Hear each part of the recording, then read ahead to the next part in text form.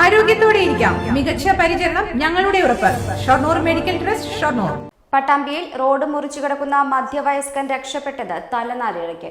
വെള്ളിയാഴ്ച രാവിലെ പട്ടാമ്പി പള്ളിപ്പുറം പാതയിൽ നിള ആശുപത്രിക്ക് മുൻവശമാണ് സംഭവം.